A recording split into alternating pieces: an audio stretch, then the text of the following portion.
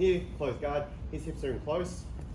I'm gonna go push and pull, hips gonna shoot up, I get to here, I shoulder walk back, I break his posture a bit, he's gonna walk his hips into me. So that you notice how that breaks my posture. If I'm on my shoulders like this, it's very difficult for me to now finish a triangle. So you're just gonna practice this drill. Pop, pop, pop. Just take one at a time. It's literally just like me walk back, feel how that breaks his posture, he's gonna walk in and stack me, okay? I just want you guys to practice that. And now, all right, so we got one arm in, one arm out. That's good. So if I've got this arm, so his right arm, I'm gonna use my right arm to ideally hook. At this moment, especially if I'm shoulder walking back, sometimes it's hard to reach his leg. That's okay. I'll reach the arm, okay? And then generally, what he's gonna do, like one, I could potentially strike from here, but we talked about the defense, there's posture. So to have posture, he has to bring his legs close. There's no finish from here. I feel pretty bad. You can hear it in my breathing. It's kind of compromised. But if I can reach, I hook underneath, not over the top. I go underneath his leg, so I can pull him off the top. Try and hold on to the neck as well, so to the head, so I can pull myself all the way on top into mount. So that's an option. Or even if you just end up here, that's fine. I'll just pop into side control. So this is how I want you to use triangles. Use it as a way to advance your position. If there's a submission, maybe there's 10 seconds to you can try and yank it and just go for it. If you want to go over the finishing mechanics, do it in your own time. But for now, this is enough for MMA. So posture, breaking that posture, and then yeah, using it potentially as a sweep. Okay. Toshi switches to a collar tie and hits the classic hand push setup.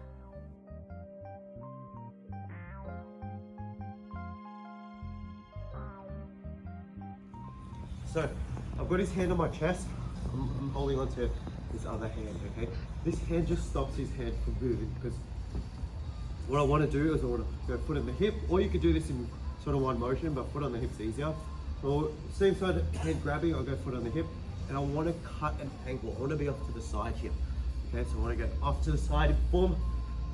So now I'm on this. Anytime I'm on the side, I'm a little bit stronger, and I chomp down with my heel. Okay? Go down, you go across the shoulders and like across the lap, not across the lower back. Just do the lower back one. So that's it. He goes here, hips out to the side. No, even more to the side. Right here, lower back. If he's on the lower back, nothing's controlling this, right? So it doesn't really matter. This is all it takes to get there. But if he goes across my lats, my lower back, he's controlling my posture a lot more. I can still get it back eventually, but not until he gets the other leg over the top. And if it was the case that if you just go back a step, once he does get to this point, this arm is not really doing. If he controls my head, he ends up with the other hand.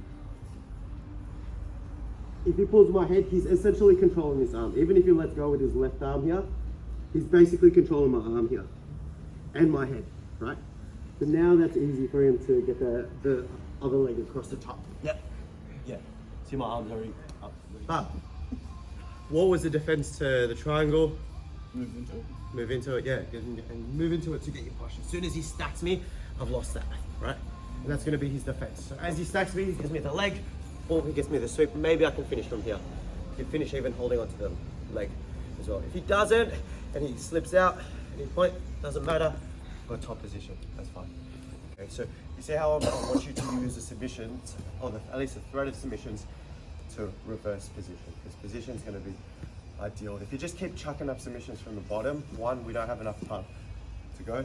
Even the guys who have had a bit of grappling background or do extra grappling outside, I don't think it's enough to be really a threat off your back, because even like good guys there's one gym, that's all they do. It's like they don't even train striking, and it's like, yeah, what are you doing?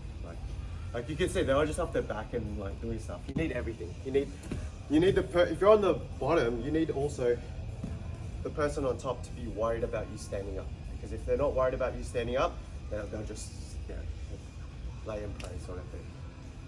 So you need to be able to threaten the submissions, also threaten to stand up as well. You notice all of that, they're posturing up, they're not holding you down.